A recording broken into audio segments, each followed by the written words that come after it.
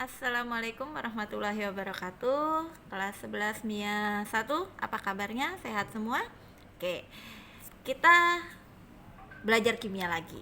Ketemu dengan ibu, gurunya nggak ganti. Oke, kita belajar yang pertama adalah hidrokarbon. File ini sudah ibu kasih di grup WA.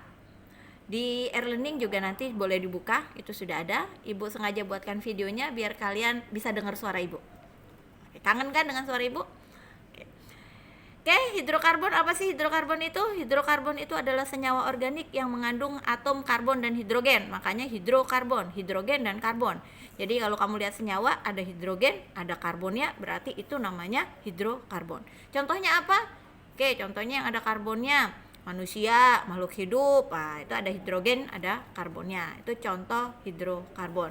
Oke, yang kedua silakan disimak, itu ada perbedaan senyawa organik dan anorganik.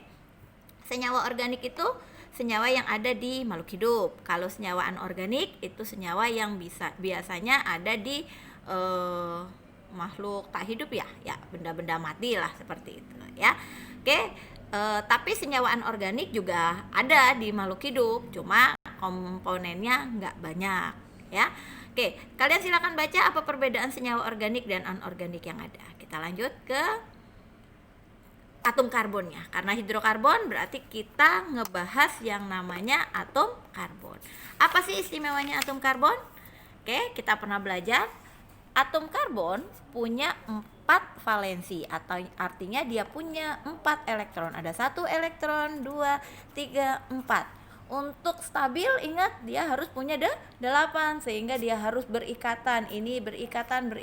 Jadi nanti masing-masing berikatan dia punya 8. Maka karbon ini akan stabil kalau dia punya 4 ikatan atau 4 tangan. Oke, kita lihat nih keistimewaannya.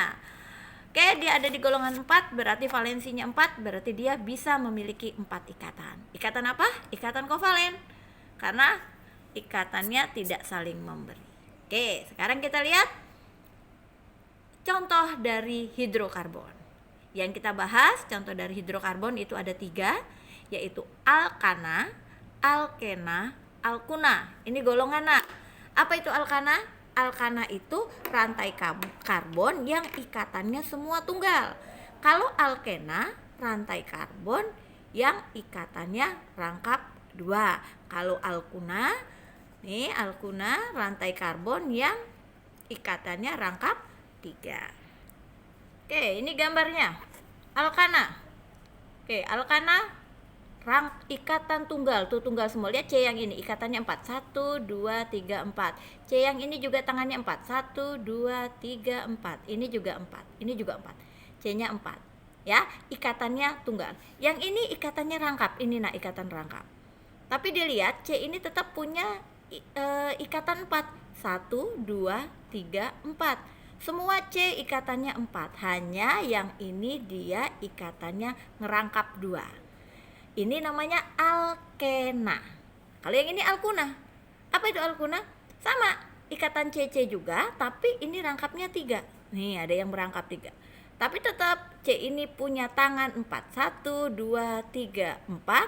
1, 2, 3, 4. Yang ini 1, 2, 3, 4. Ya, tahu bedanya ya? Yang ini ikatannya tunggal, ini ada rangkap 2-nya, ini rangkap 3. Itulah alkana, alkena, dan alkuna. Contoh dari hidrokarbon. Oke, sekarang kita lanjut. Sekarang kita lihat hidrokarbon yang berdasarkan bentuk ikatannya. Lihat, ikatan yang pertama adalah alifatik, artinya rantainya lurus. Lihat, lurus semua nak. Mau dia nggak berdasarkan ikatan, tapi berdasarkan bentuknya. Ini bentuknya lurus. Lurus ya, ini juga lurus, ini juga lurus. Berarti ini namanya hidrokarbon rantai terbuka. Ya, rantai terbuka atau disebut juga hidrokarbon alifatik, rantainya terbuka. Berarti kalau ada terbuka ada tertutup toh? Oke, kita lihat yang kedua, hidrokarbon tertutup, namanya alisiklik. Lihat, apa yang bedain tertutup? Nih lihat, C C C C, ngegabung jadi satu C-nya. Ini juga C C C ngegabung jadi satu. Nah, tertutup, nggak kebuka, nggak kayak yang ini tadi kebuka. Ya, tuh kebuka ada ujung-ujungnya. Kalau yang ini nggak. Nah, kalau yang ini yang namanya alifatik, kalau yang ini namanya alisiklik. Nah, yang ketiga adalah hidrokarbon aromatik. Dia tertutup, tapi dia punya ciri khas sendiri. Jumlah C-nya ada 6, tuh 2, 3, 4, 5, 6. Kemudian ikatannya lihat, nah, tunggal rangkap, tunggal rangkap, tunggal rangkap, dia sendiri. Nah, ini termasuk hidrokarbon tertutup, tapi beda. Kenapa dipisahkan aromatik? Ternyata kalau bentuknya model begini, dia punya aroma. Ya, dia punya aroma sehingga disebut aromatik.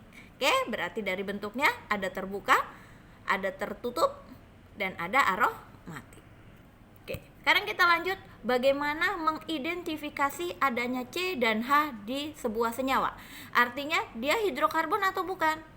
Kamu punya nasi, ini hidrokarbon atau bukan ya? Gimana cara ngujinya? Oke, kita harus uji. Gimana cara ngujinya?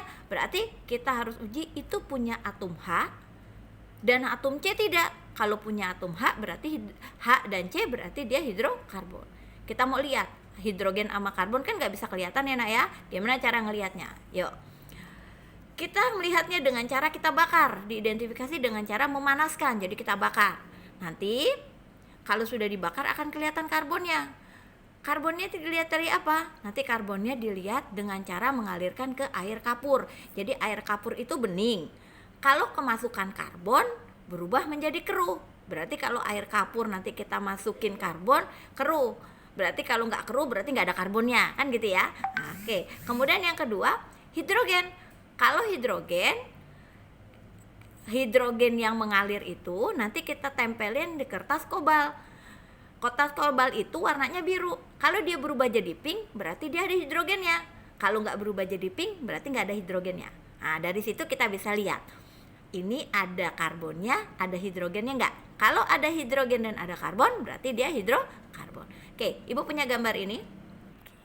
Ibu punya gambar ini, kita belum bisa praktikum, kita lihat gambar dulu aja ya.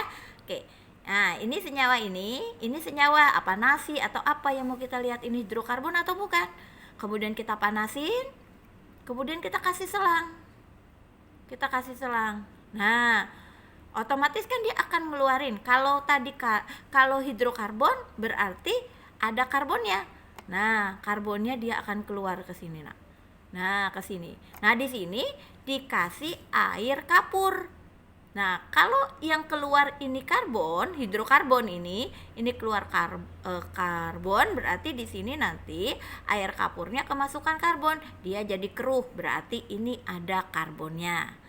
Ya, tapi kalau dia nggak jadi keruh berarti setelah kita panaskan ini nggak ngalir karbonnya, berarti bukan hidrokarbon. Kemudian di sini kita tempelin nih. Nah, di selang ini ada airnya, ya.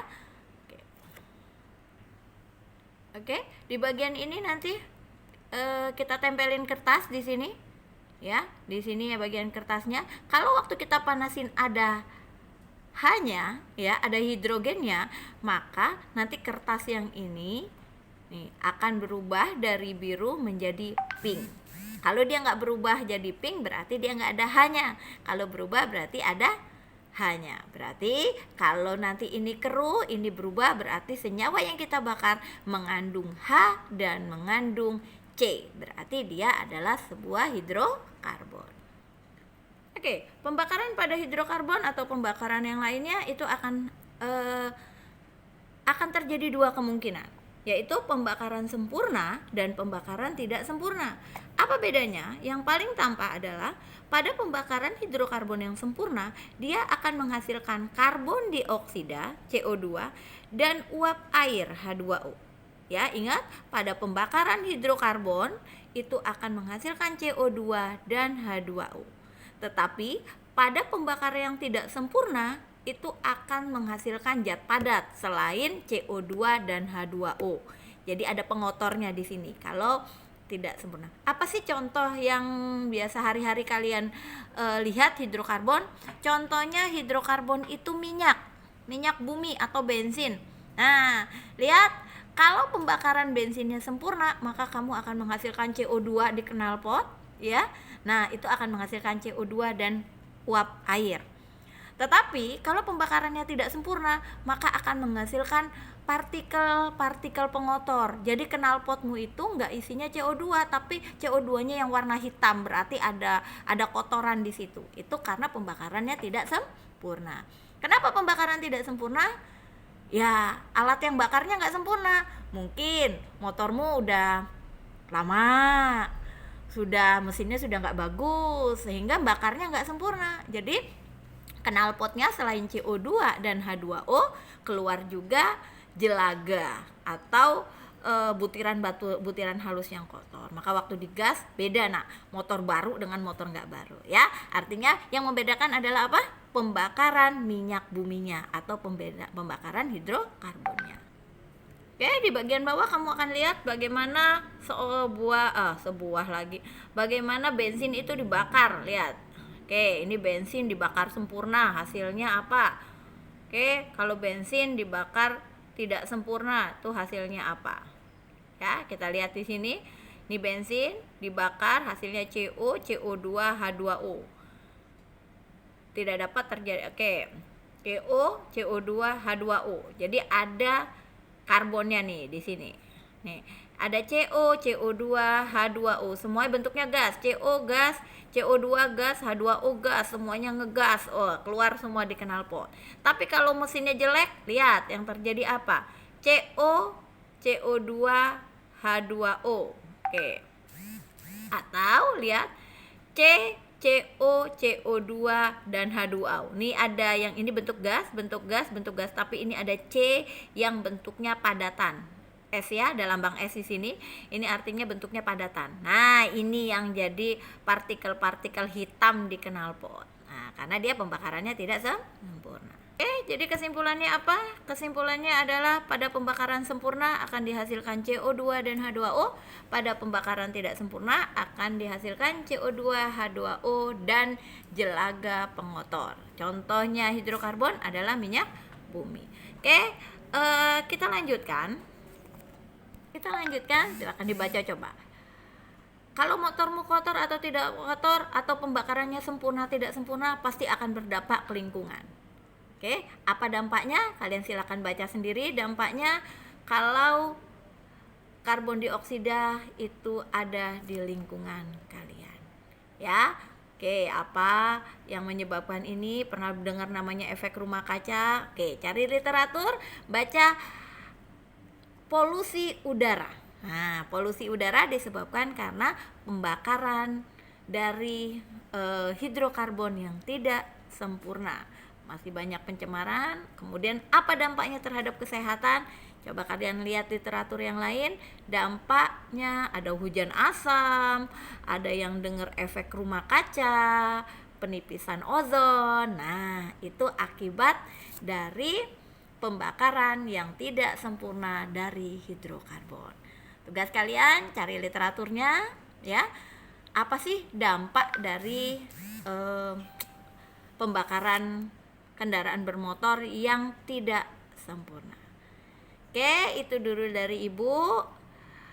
Pertemuan yang akan datang kita kupas lagi yang namanya alkana, alkena, alkuna. Untuk pertemuan kali ini hanya pengantar apa itu hidrokarbon, bagaimana mengidentifikasinya, bagaimana pembakarannya, dan bagaimana dampaknya terhadap lingkungan. Terima kasih. Assalamualaikum. Sampai ketemu lagi di pertemuan yang akan datang.